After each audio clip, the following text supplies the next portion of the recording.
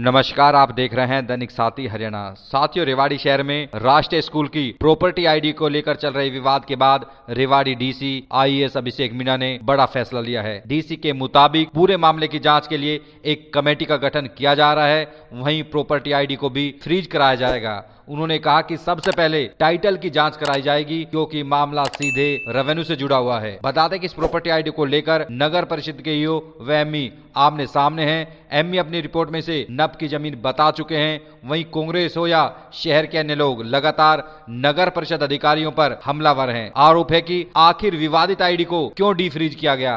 अब आपको दिखाते हैं इस आईडी को लेकर डीसी ने इस पर क्या संज्ञान लिया।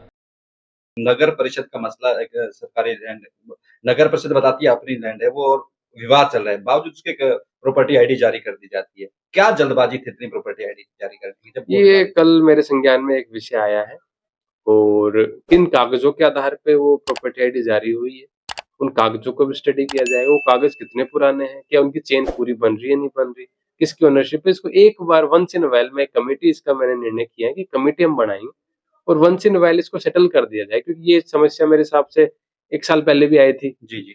और बीच-बीच में रिकरिंग सी होती रहती है कि वो 242 में, अब उसमें क्या है कि कुछ लोग के पास कागज है, बट वो चेन कितनी पुरानी बन रही है उसको हम एक बार इसको स्टडी करना चाहते हैं। बीच में एसडीएम ने एक इंक्वायरी भी इस मामले में की थी, बाद में वो डीएमसी को ट्रांसफर हो गई थी। अब मैंने इसमें निर्णय किया क्योंकि इसमें 2 डिपार्टमेंट का रोल है, एक रेवेन्यू का है, दूसरा हमारे म्युनिसिपैलिटी का है। तो एक इंटर डिपार्टमेंटल कमेटी बना के क्लियर उसको किया जाएगा। तो कई बार डिपार्टमेंट के अधिकारियों को भी नहीं पता होता कि रेवेन्यू रिकॉर्ड कैसे देखा जाता है। तो कल कुछ मैंने ये भी अखबार में पढ़ा है कि, या फिर मैंने सुना है कि इवन नगर परिषद के अधिकारियों में विरोधाभास है। वो हो भी सकता है क्योंकि आपको पता है कि ये मामला रेवेन्यू का था। एक जब कभी रिकॉर्ड की बात आती है तो ऐसा नहीं है कि जो पार्टी जिन्होंने प्रॉपर्टी आईडी के लिए अप्लाई किया उनके पास कागज ना हो, कागज थे, बट कितनी उनकी, जब कभी भी हम कागज देखते हैं तो कागज की हम चेन निकालते हैं और चेन निकाल के हम इंश्योर करते हैं कि जो क्या वो चेन हमारी कंसोलिडेशन हुआ था उससे पहले की है उसके बाद की है। तो वो हम सारे इसमें, क्योंकि हमें इसको ज्यादा गंभीरता से देखने की जरूरत है। इसको इतना आसान मामला नहीं है कि इतना आसानी से समझ सके। और दूसरी बात कि अधिकारियों के अपने मत हो सकते हैं क्योंकि उनको इतना ज्ञान भी नहीं है रेवेन्यू का।